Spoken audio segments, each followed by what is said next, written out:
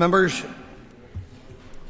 it is time for questions to the Minister of Finance, and we start with listed questions. Questions 2 and 3 have been withdrawn, and I call Connie Egan. Number 1, please. Minister. Public services across many sectors are in critical need of investment to ensure the quality and efficiency of service citizens quite rightly expect. Transformation is also essential if the Executive is to put its finances on a more sustainable footing. The financial package for the restored Executive includes £235 million of ring-fence funding for public sector transformation. This provides £47 million each year over a 5-year period. The Executive agreed on the 9th of May to my proposed approach for making quick progress on the use of this important funding. I have now established and appointed members to an interim Public Sector Transformation Board chaired by the Head of the Civil Service, Jane Brady. The interim board has been working at pace and, supported by my officials, issued a call for transformation proposals on the 31st of May. These have now been received, and I am pleased to report that all departments have submitted proposals. The interim board is currently assessing proposals to determine which ones are genuinely transformative and how projects could be prioritised to make the most effective use of the funding available. It will then make its recommendations to me on that basis. Work is also ongoing separately to develop the terms of reference for the board. Once all of this is completed, I will bring recommendations to the Executive for agreement.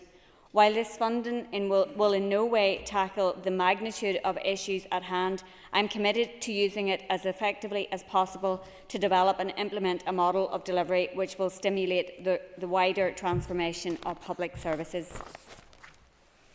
Connie Egan for supplementary. Thank you. I thank the Minister for her answer.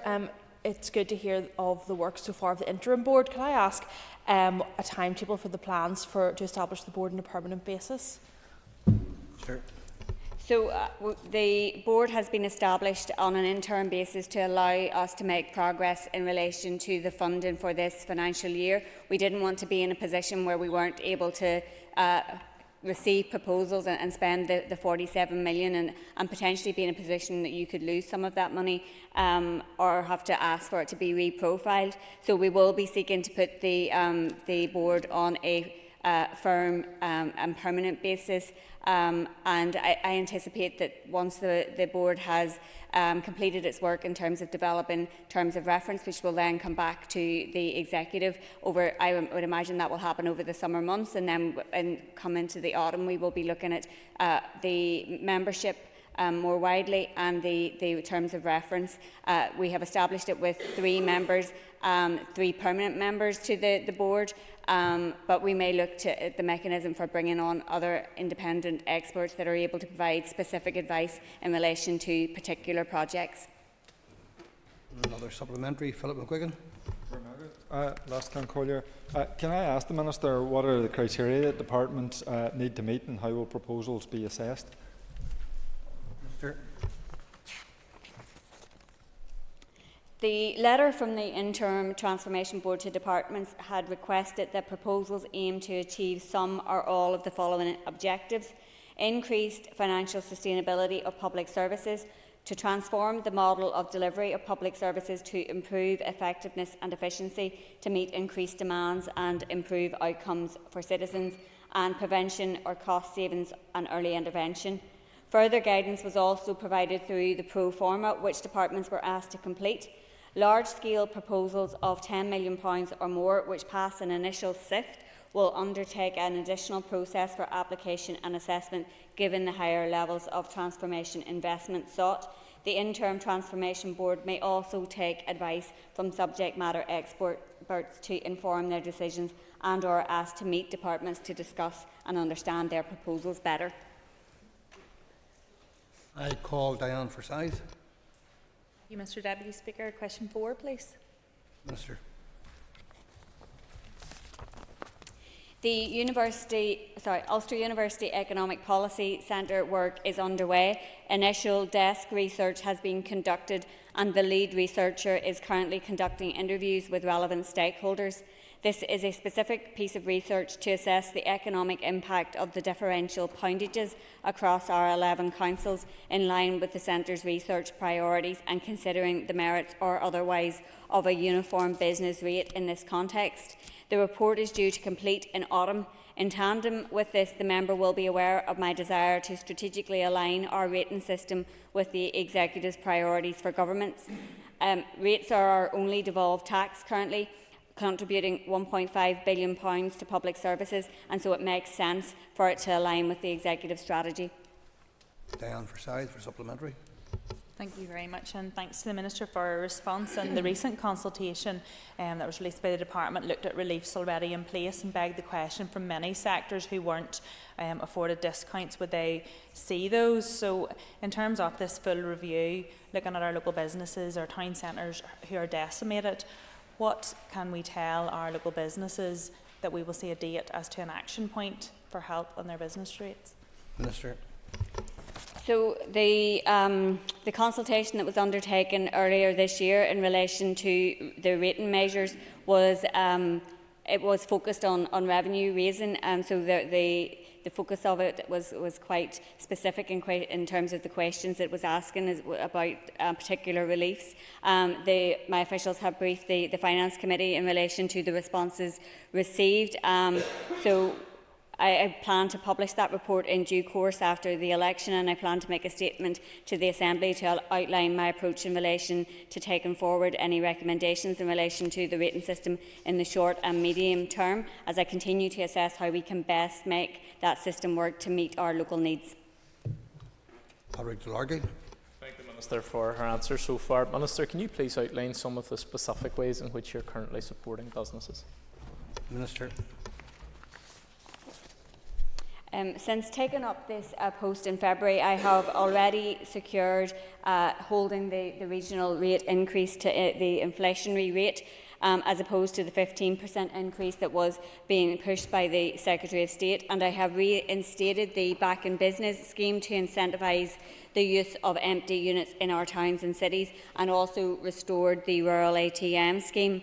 My department has also renewed the Small Business Rate Relief Scheme for 2024-25 and has delivered on its commitment to more frequent and regular revaluations by setting the valuation date in legislation for Reval 2026. This was just the work of our first 100 days as an executive. Around 75% of non-domestic ratepayers occupying property here get some form of rate support.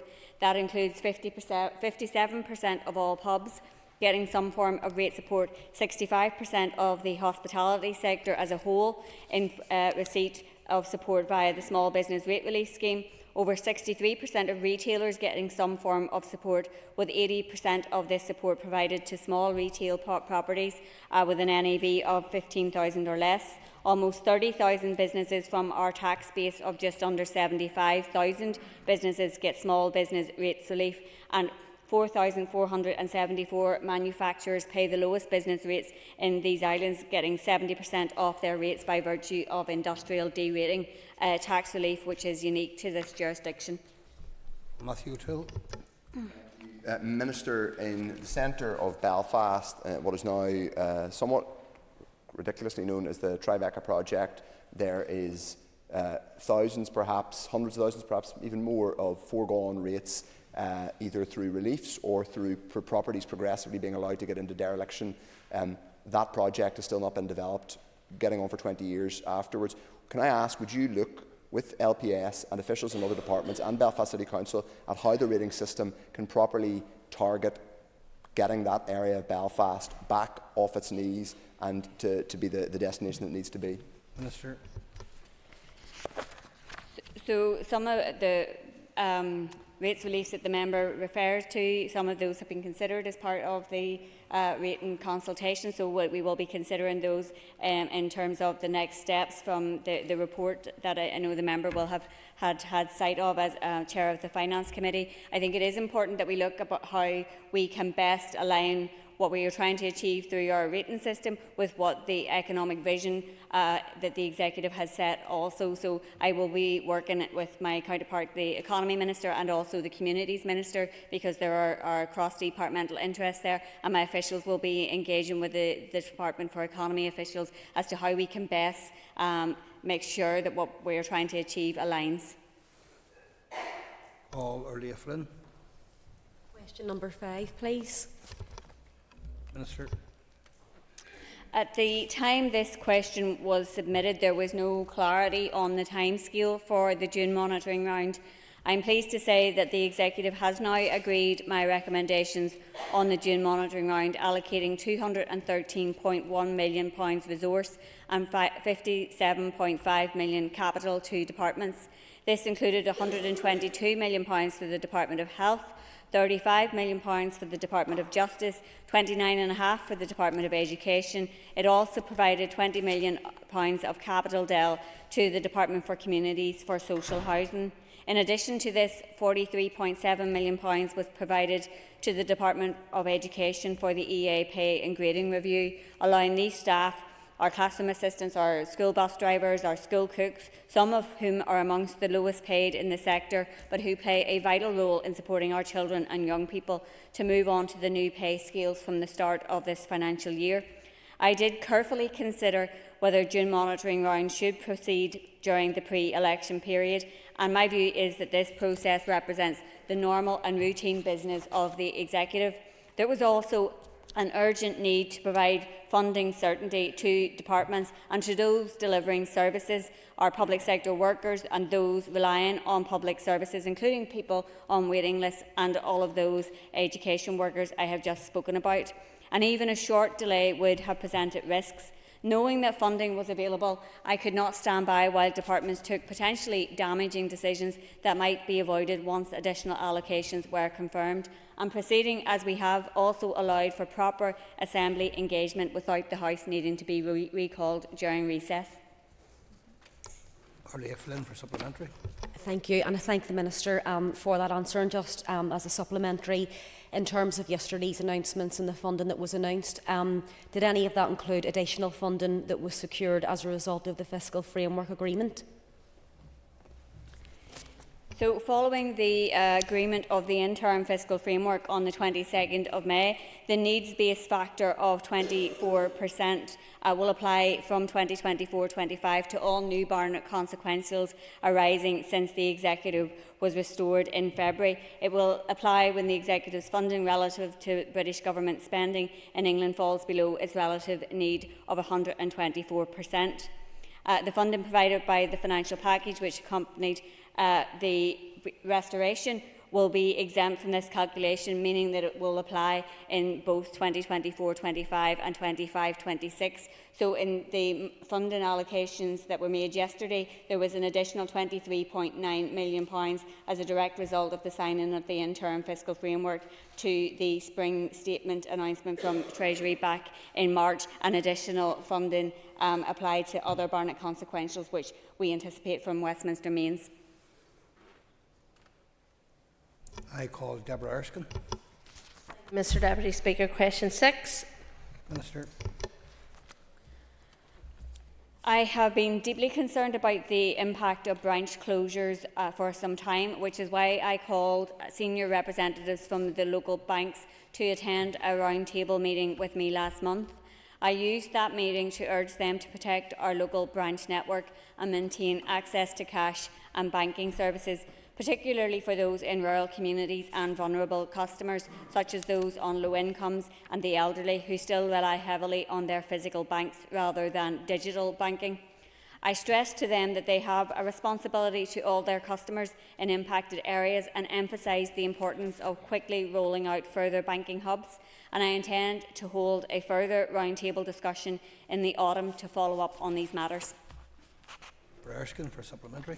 Thank you, and I thank the Minister for her answer. I welcome the fact that there will be a follow-up in autumn, and I look forward to hearing the outcomes of that as well. These services are vitally important for the rural area. These banks make corporate decisions with no thought or regard for the local people of rural areas. Is there anything that the Minister can do in terms of measures to make sure that the decisions are rural proof? Because this is corporate decision making and ultimately we're only asking and urging. So just to see what the Minister can do on that. Thank you. Minister. And I thank the member for that. As she will know, neither my department nor the Assembly has any legislative authority in relation to banking and finance, so there is a somewhat limited role that my department can play in directly influencing the decisions by local banks, which, as you have rightly said, are largely commercial. I'm deeply concerned, though, about the impact of all of these bank branch closures, which have been considerable over the past couple of years on our towns and villages and rural communities. And so I'm keen to use whatever influence I can as Finance Minister, both with the banks themselves and also with the powers in London, to press them to protect branches and services here. I'm still concerned about the closure of branches, given the wider societal impacts that they have on local communities, in particular in rural areas for small businesses that very much rely on their local branch. There has been some work done by the Financial Conduct Authority in reviewing access to cash. They are due to publish recommendations in the autumn, and I know from the conversations that I've had with Cash Access UK and Link that guidance, when it comes, may help improve some of the decisions around the access to cash in rural areas and banking hubs and where they are located. Lisa McHugh. Agus buíochas leis an éire fásta fahinne de Fragart go dtí seo, and thank you, Minister, for your answer to this point. And being from the rural community again too, where I've seen all the banks close in Castledearg and many of those even in the larger town of Strabane, I'd ask the Minister what can she do to support those who are less digitally literate to access online banking facilities? Sure.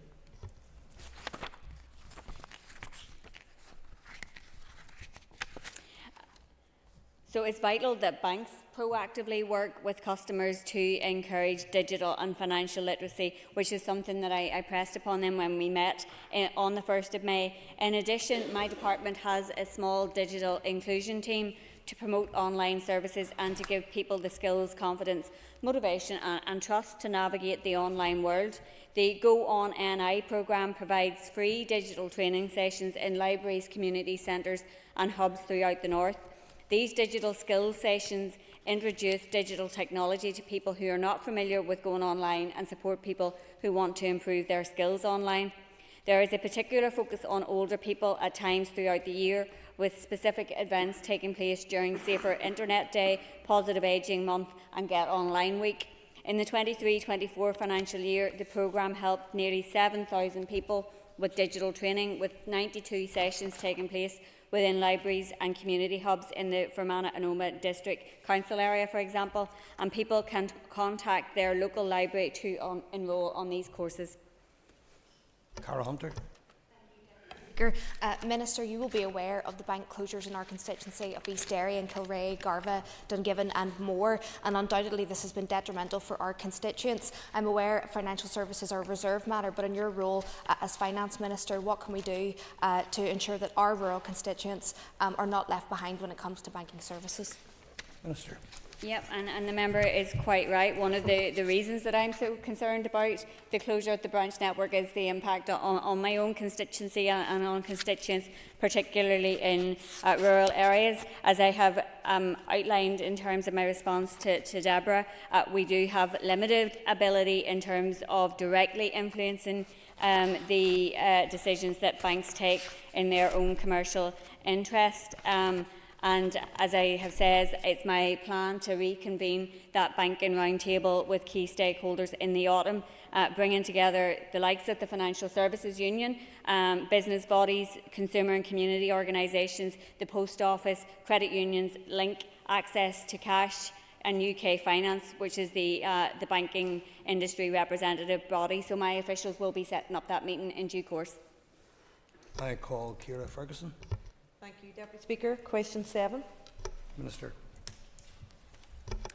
The overarching objectives of the investment fund are to address market failures and accelerate and increase investment in private sector-led development, infrastructure and low-carbon projects, to secure private sector and/or public sector leverage to achieve sustainable financial returns, maximise the impact of public sector intervention and deliver economic growth. To date, the fund has provided just under £170 million of loans in support of 14 projects, supporting over 5,100 jobs. £47 million of these loans have been repaid. These loans have been across a range of sectors, including office developments, hotels, student accommodation and mixed-use developments. I recently visited the site of the new Dunluce Lodge Hotel near Portrush. This is an excellent example of an investment supported by the fund, which will help to create high-quality jobs and encourage economic development on a more regionally balanced basis. The fund's record to date has been a very positive one in terms of the level of funds invested, the jobs supported and the total value of development supported. The investment fund remains open for applications, and I would welcome further interest for those seeking to take forward suitable projects. Ciara Ferguson for supplementary. Thank you, Minister, for that very detailed explanation of the work so far, and particularly the success around the 5,100 jobs. Could the Minister perhaps elaborate on how the fund supports low-carbon projects? Minister. So, of the 14 projects supported to date, 13 are expected to achieve an Energy Performance Certificate of A or B rating. The fund has also invested £50 million to support 3 energy-efficient office development projects during this time, which are estimated to have resulted in an annual CO2 saving of 771 tonnes. The Oakland Apart Hotel in Belfast has also achieved WELL Platinum building status, as it uses 100% renewable energy, is partly powered by on-roof solar panels and heated with air-source heat pumps. It also sends zero waste to landfill. I recently met with the fund managers and was pleased to hear of their ongoing aim to seek opportunities to diversify projects supported both geographically and in terms of the sectors supported. We have also discussed the need to continue to pursue opportunities to invest in low-carbon schemes. Owen Tennyson. And thank you, Minister, for that answer. Minister, you've outlined that the Northern Ireland Investment Fund is a debt-based scheme. Do you see any scope for the creation of a new equity-based scheme specifically targeted at the transition to net zero and investment in those areas of the energy market where there's market failure? Minister. I thank the member for that question, and the member will be aware that I have recently established in my department a new budget sustainability team, and we will be looking at opportunities to identify ways in which we can make the best use of our funds. So we will be open to looking at all options in relation to how we can leverage funding to support public investment. Call Nicola Brogan.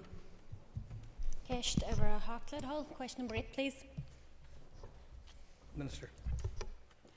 The Fiscal Council has made a significant impact in improving transparency, scrutiny and understanding of our public finances since it was established in March 2021, publishing 18 reports to date. In particular, it was instrumental in providing the independent evidence base that enabled me to successfully negotiate and agree the 124% needs-based factor in our interim fiscal framework. As the Council was first established as a non-statutory body, I am now taking forward legislation that will underpin its work on a statutory basis. I secured executive agreement last month to the Policy for a Fiscal Council Bill, which will safeguard its independence and ensure its continued access to information. Significant preparatory work had already been undertaken in developing the bill, and the Executive also agreed that the Office of Legislative Counsel would complete the drafting. It is therefore welcome that the bill has been included on the Executive's legislative programme for this year. Nicola Brogan for a supplementary. Could the Minister offer an assessment of the impact that the Fiscal Council has had to date, please? Minister.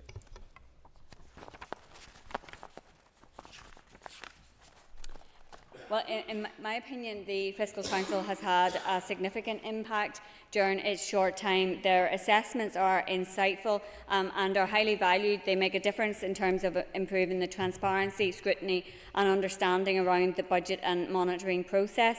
They have produced a range of impactful reports, including assessments on our budgets, sustainability reports, technical reports and a comprehensive guide to public finances here. Their independent evidence has helped support our case to the British Government around a level of relative need. They have also signalled the cliff edge to public finances that would have materialised in the very near term as a result of the Executive Restoration Package settlement. This independent scrutiny was valuable for elements included in the recent signing of the interim fiscal framework. Their work with various stakeholders, including providing evidence to the Finance Committee, has also assisted in increasing understanding of public finances and provided valuable opportunity for discussions on need, sustainability and future planning. Paula Bradshaw. Thank you, Minister, for your answers. Just picking up on that point around the evidence, can you please outline your opinion in terms of how much that evidence will inform negotiations with the Treasury on the permanent fiscal framework for Northern Ireland? Thank you. Minister. So the work of the Fiscal Council so far has been really helpful and useful in providing that evidence. I recently established a new team in my department to take forward the work to develop and agree the final fiscal framework. That team is already considering what further evidence on our level of need can be provided and whether any further analysis is needed and who might be best placed to undertake that. So they have and will continue to engage with the Fiscal Council, given the significant evidence base that they have already provided, with counterparts in other departments to understand if there's additional evidence there that in other departments that we can use in making that case for a higher level of need, and other experts in the field as well. So we will continue to consider how we can build on the robust independent evidence that we already have regarding our relative need from the Fiscal Council. Call Deirdre Hargey. Question 9. Minister. So I have previously indicated to members my intention to bring forward a bill to amend the current law on marriage and civil partnership in 2025. I am proposing to put non-religious belief marriage, for example, humanist marriage ceremonies, on an equal footing with religious marriage, and to raise the minimum age for marriage and civil partnership from the present 16 to 18. There was almost unanimous support in consultation responses to increase the minimum age to 18. These are important proposals for which I have requested the support of executive colleagues. Work is at an advanced stage, and once the executive approval is secured, my officials are ready to engage with the Office of Legislative Counsel on drafting the relevant amendments. I hope that agreement to proceed with the drafting of a bill will be secured at earliest opportunity. Argue for supplementary. You nearly answered my supplementary in terms of just of a time scale to progress this. It is good, obviously, that there's been those additions, and it's just in terms of the consultation responses that they support all of that, and just really if there's a more definitive timeline at this point that can be given. Work is at an advanced stage. My officials briefed the Finance Committee on the marriage and civil partnership a number of weeks ago, and members were supportive of the changes. I circulated a paper to executive colleagues on the 21st of May, and I asked for it to be tabled at our executive meeting on the 13th of June. So once executive approval is secured, my officials are ready to engage, as I said, with the Office of Legislative Counsel. I would have liked to have been in the position to have secured that executive approval before summer recess, but I am hopeful that the legislation can be introduced next year and the law can be amended before the end of this current mandate. Brian Kingston for a quick supplementary. We're down to 1 minute. Okay, well, maybe if I can go straight to the supplementary, just to question number 10, and to highlight the need to ensure that the new government at Westminster will support the need for a final fiscal framework. Signed, as the member will be aware, the interim fiscal framework on behalf of the Executive on the 21st of May. That agreement marks substantial progress on the position within the financial package and, importantly, includes a firm commitment to review the Executive's funding before the cliff edge in 26-27. It also provides us with a platform to build upon the establishment of the Joint Exchequer Committee, which formalises arrangements for negotiation of a more comprehensive fiscal framework. I have repeatedly made the case for further investment in public services, and I am committed to continuing to do so at every opportunity. As well as raising this with the Chief Secretary to the Treasury, I also raised it with the Shadow Secretary of State. I'm going to stop you. The member had indicated for a supplementary and was accepted for what we thought was a supplementary, so if you're content to wind now very briefly, we'll move on to the next section. Thank you, Minister, for your cooperation. Members, that ends the period for listed questions. We now have 15 minutes of topical questions. Question 7 has been withdrawn, and I call Matthew O'Toole. Minister, you acknowledged today, and indeed in a written answer to me on the 25th of June, you said that the factual report summarising consultation responses in relation to the rating revenue-raising measures consultation could not be published because of the pre-election period. Now, that is just a factual response summarising consultation responses. It doesn't set out your policy or executive intention. It's simply a factual summary of other people's responses. You said today, and you said in a written answer to me... Mr. O'Toole. This is important, Deputy Speaker. You said to me that it couldn't be published because of the pre-election period. Why is that? Why could that not be published, but a £300 million monitoring round could be published? Mr. So I have been very clear that I considered the pre-election guidance in making the decision to proceed with June monitoring round. I did so on the basis that June monitoring is normal and routine business of the Executive, and therefore it's appropriate to proceed with it during the pre-election period.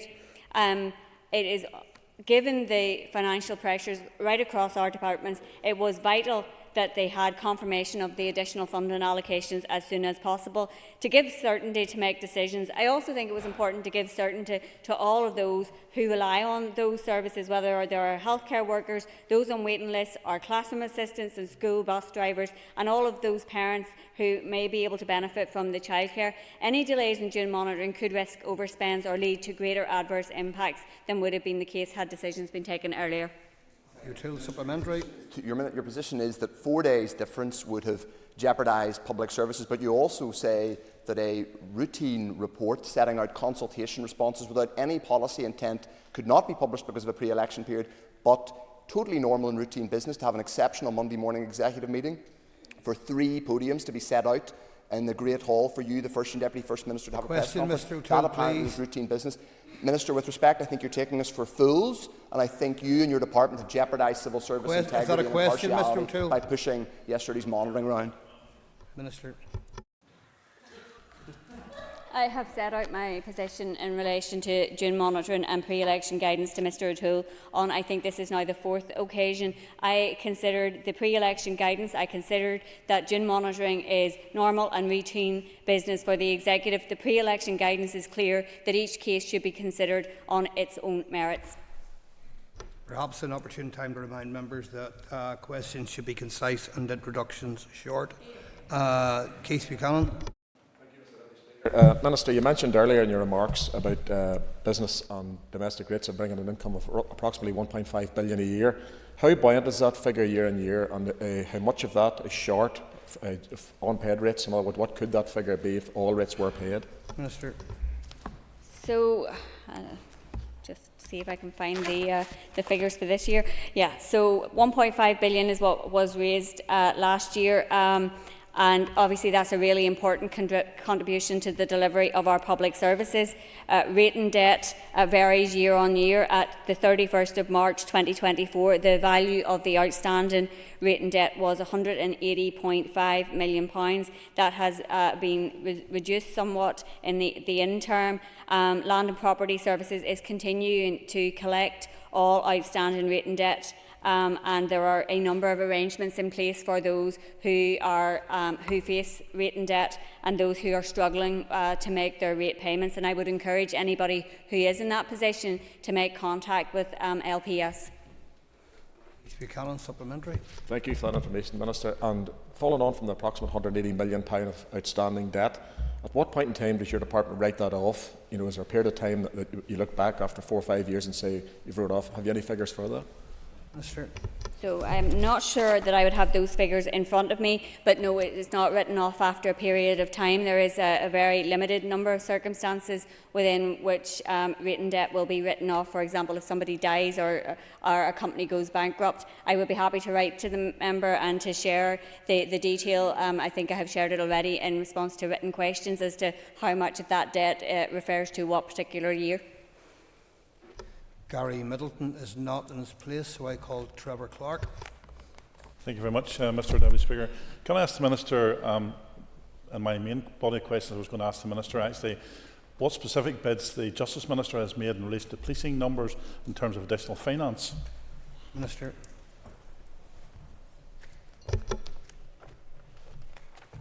Find the other answer.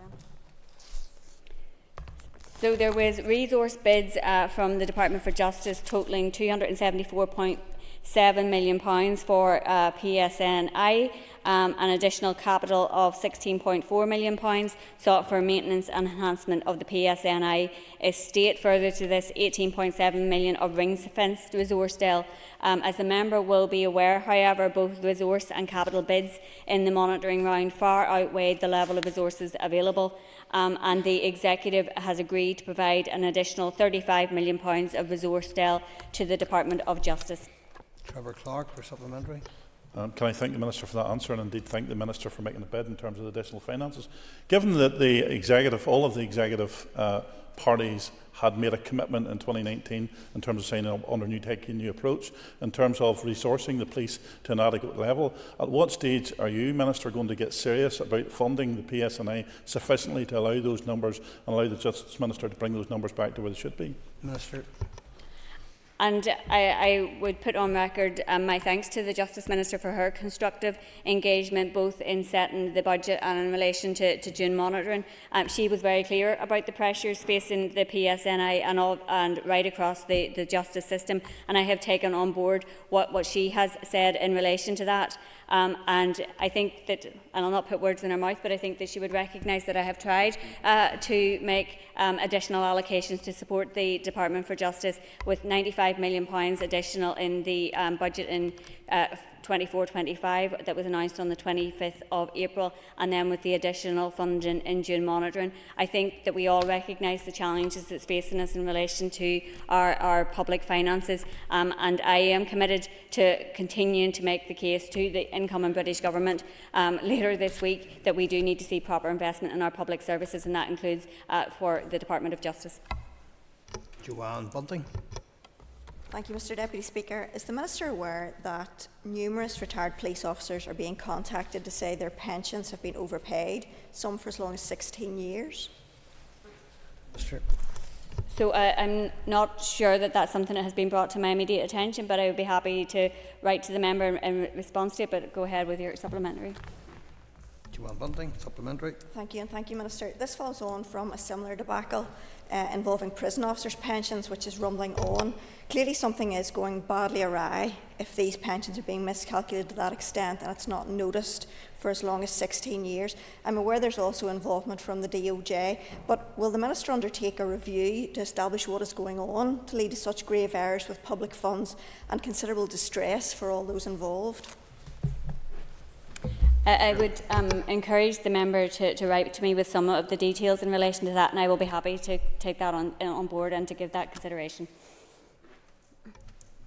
Okay, Alex Easton's not in his place. Question 7 has been withdrawn. I move on to Deborah Erskine. Thank you, Mr Deputy Speaker. The Minister may be aware that there is a VAT consultation happening from Treasury.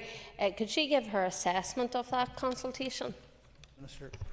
So obviously VAT is a reserved matter. My officials engage regularly with their counterparts in Treasury, and we have made the case on many occasions and will continue to make the case that, for example, we should see the ability to reduce the VAT for hospitality and tourism, because we are in particular circumstances with having competition from the south, where businesses there are at an advantage in relation to that particular issue. Deborah Erskine. Thank the Minister for her answer. I'm pleased to hear in terms of that ongoing engagement. One particular issue that I am concerned about is the taxi industry. And in 2014 there were 16,000 taxi licences. At the beginning of this year it was down to 7.5. The taxi industry is worried about VAT changes and what it will mean for their industry, because it could result in operators potentially going out of business or taxi drivers not going into the industry. Yeah. So, will the Minister commit to listening to the industry, and will she put input into the Treasury's VAT consultation on this issue particularly? Minister. I would encourage the member to write to me on that particular issue, and then I can share that with officials and we can take a look at that and involve it in the ongoing consultation that they have with their counterparts. Call Cathal Boylan. Caoimhe, Lias Cancorlia, and could I thank the Minister for her answer so far, but could I put the Minister, how is June monitoring supporting investment in the school estate? Minister. So, as part of the June monitoring allocations, £15 million of capital will be made available to the Department of Education for special educational need, minor works and other statutory minor works. The Department of Education requested this funding to meet additional pressures which have been identified for specialist provision in mainstream schools placements and for other urgent works across the school's estate. And I'm sure we are all regularly contacted by schools in our own constituencies who are impacted by that. The allocation of funding will provide for urgent health and safety works and for statutory works in order to keep schools open and children safe. In addition, the Department of Education was allocated £29.5 million to address a range of issues, and that's in addition to the funding for the Education Authority pay and grading review. Cathal Boylan. Caoimhe, I'm going to thank the Minister for answering. And just a wee follow-up question in terms of, could the Minister outline how she has provided support in relation to the EA pay on grading? Minister. So I wrote to the Chief Secretary to the Treasury on back in April to ask for £180 million to be reprofiled in 24-25 from the repurposed funds in the financial package to support Education Authority pay and grading review workers. With the significant and detrimental industrial action imminent, the Education Minister had written to me seeking my support for a proposal that would allow him to make an offer to trade unions. The Education Minister requested that the Executive allocate £43.7 million in June monitoring round towards the assimilation of these important workers onto the new pay scales with effect from the 1st of April. And I've been working very collegiately with the Education Minister to find a way forward for these workers, and I'm pleased to advise that that allocation has now been provided for in June monitoring. The Executive also committed to provide funding for a non-consolidated recognition payment in lieu of back pay to eligible staff in 25-26. This will be from the repurposed funds within the financial package. However, utilisation of that funding will only occur if Treasury doesn't agree to my request. Patrick DeLargy, and we're down to 2 minutes. You may not have time. Thank the Minister for her answer so far. Minister, 2 questions. I'll throw them on together then. Are you supportive of further investment in social housing, and also have you discussed social housing issues with the DFC Minister? Minister. So I was glad that the Executive was able to agree £20 million for new social housing in the June monitoring round. There was a very limited pot of capital available to us to allocate and a huge volume of bids. That was also the case when we were setting the budget. So I was pleased that we were able to allocate the significant portion of money available in June monitoring to social housing. I understand that will enable around an extra 200 new social homes to be delivered, but we are all very aware of the constraints that have existed in terms of our capital budget, and I am very committed to working with the Communities Minister to identify how we can take forward further investment into our housing. We are all very aware of the demand for new homes. I met with the Communities Minister on the 24th of June to discuss the housing supply strategy, and I've encouraged him to look at ways other sources of funding could be utilised to see if there's opportunities there to increase the supply of new social and affordable housing, and I'll continue to work collegiately with both the Communities Minister and other executive colleagues on this important issue. Padraig Delargy for 30 seconds supplementary. Yeah, thank you. Answered. Okay, time's up. Can I ask members to take their ease for a change to the top table before we move on to the next item on the order paper? Thank you.